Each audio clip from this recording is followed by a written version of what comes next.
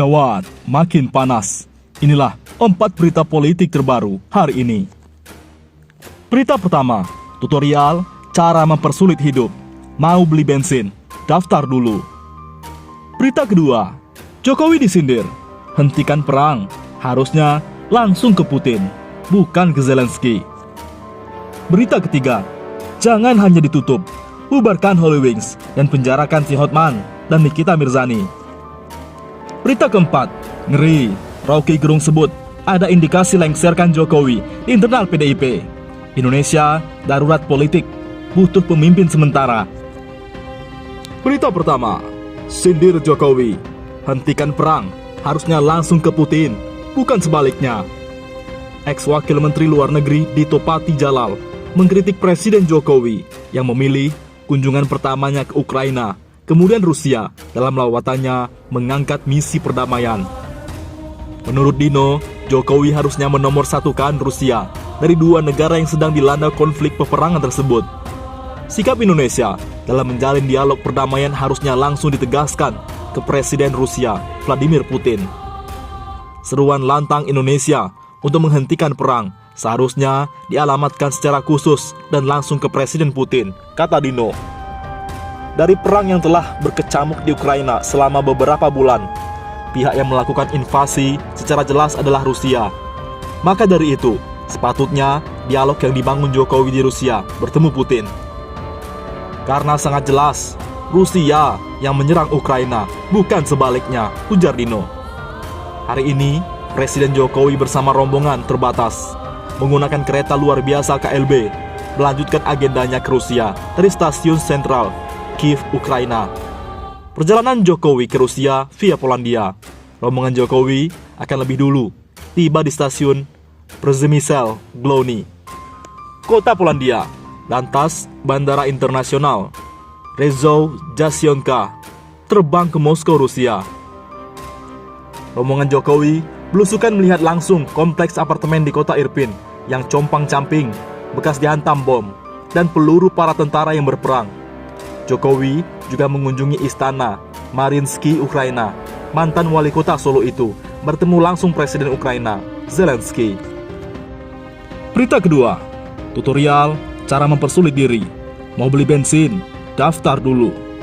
Berulang kali, rezim ini mengeluh APBN terbebani subsidi BBM.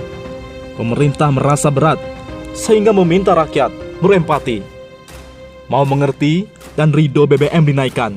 Tapi, rezim ini tidak pernah mau mengerti, memahami, apalagi berempati pada beban rakyat yang sudah begitu berat. Bahkan, saat pandemi, ada rakyat yang sampai bunuh diri karena khawatir dengan hidupnya. Rezim ini minta rakyat mau naikkan BBM. Rakyat menolak. Kini, rezim memutar otak, memaksa rakyat konsumsi Pertamax dengan modus aplikasi dan barcode. Mereka tega mempersulit rakyat demi merogoh kocek rakyat lebih besar akibat terpaksa belanja Pertamax yang sudah lebih dulu dinaikkan. Dengan modus mempersulit belanja Pertalite, ini bukan hanya soal dipaksa belanja Pertamax, tapi ini soal rakyat dipaksa memanggul beban lebih berat. Bukan hanya karena harus konsumsi Pertamax, tetapi juga harus menanggung beban kenaikan harga-harga kebutuhan pokok akibat naiknya biaya transportasi. Sementara rakyat diperas, rezim tidak mau batalkan proyek IKN yang tidak penting. Gaji pejabat juga tidak mau dikurangi. Mereka hanya fokus mencari cara untuk merogoh kocek di kantung rakyat. PPN sudah dinaikkan menjadi 11%. Kini, BBM dipaksa ke Pertamax yang sudah naik hingga 13.000 per liter rupiah. Harga minyak goreng masih mahal. Sembako pada naik harganya. Apakah rakyat mau terus diam dalam keadaan tertindas? BBM itu barang primer, hak rakyat.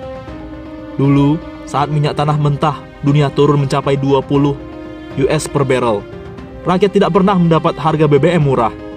Tapi kini, dalih harga minyak dunia BBM mau dinaikkan. Sebenarnya, mereka ini pemimpin atau penjajah? Mau melayani rakyat atau mau jadi company? Tidak cukup puas melihat derita rakyat selama ini? Dan luar biasa, untuk memecah persatuan rakyat, program aplikasi dan barcode didistribusikan secara berkala di sejumlah daerah. Awalnya, program ini akan diterapkan di Kota Bukit Tinggi, Kabupaten Agam, Kabupaten Padang Panjang, Tanah Datar, Kota Banjarmasin, Kota Bandung, Kota Tasikmalaya, Kabupaten Ciamis, Kota Manado, Kota Yogyakarta, dan Kota Sukabumi. Namun, jika rakyat tidak melawan, program modus ini akan merembet diterapkan di daerah lainnya dengan strategi makan bubur dan akhirnya meliputi seluruh rakyat Indonesia. Akhirnya, rakyat tidak mampu melakukan perlawanan karena kekuatannya dipecah-pecah. Karena itu, sebagai bentuk tanggung jawab bersama, seluruh daerah wajib melakukan perlawanan juga secara berkala. Untuk tahap awal, masyarakat yang melakukan perlawanan adalah masyarakat di Kota Bukit Tinggi, Kabupaten Agam, Kabupaten Padang Panjang, Kabupaten Tanah Datar, Kota Banjarmasin, Kota Bandung, Kota Tasikmalaya, Kabupaten Ciamis, Kota Manado, Kota Yogyakarta, dan Kota Sukabumi. Selanjutnya, perlawanan mengikuti daerah lain yang diterapkan kebijakan ngaco ini. Dan secara umum, seluruh rakyat harus melawan secara opini, membantu daerah-daerah yang lebih dulu terdampak dengan tolong-menolong dan saling tanggung-menanggung. Insya Allah, kezoliman ini dapat dihentikan. Ditulis oleh Ahmad Khozinuddin.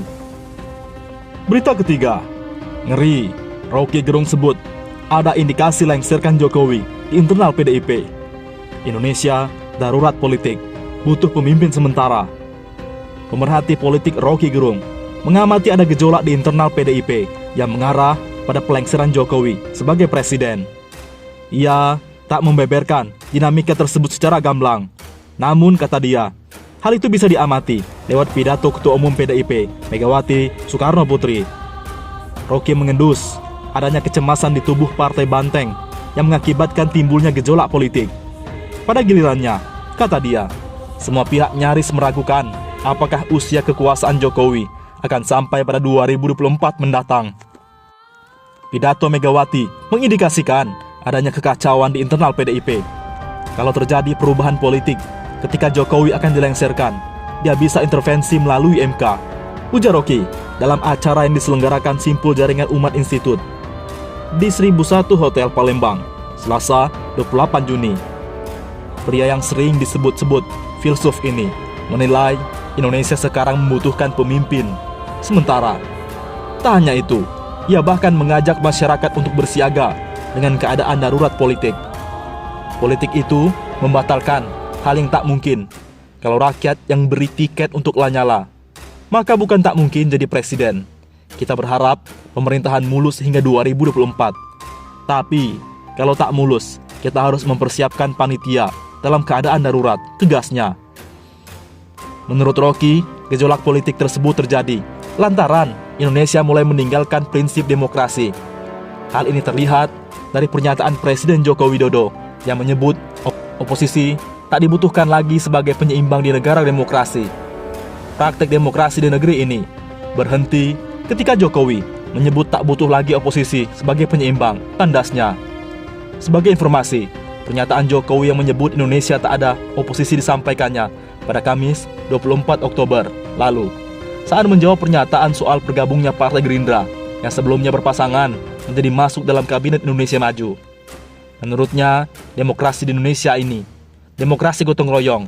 Kita ini ingin membangun sebuah demokrasi gotong royong. Jadi, perlu saya sampaikan bahwa ini di Indonesia tidak ada yang namanya oposisi kayak di negara lain. Demokrasi kita ini adalah demokrasi gotong royong, kata Jokowi.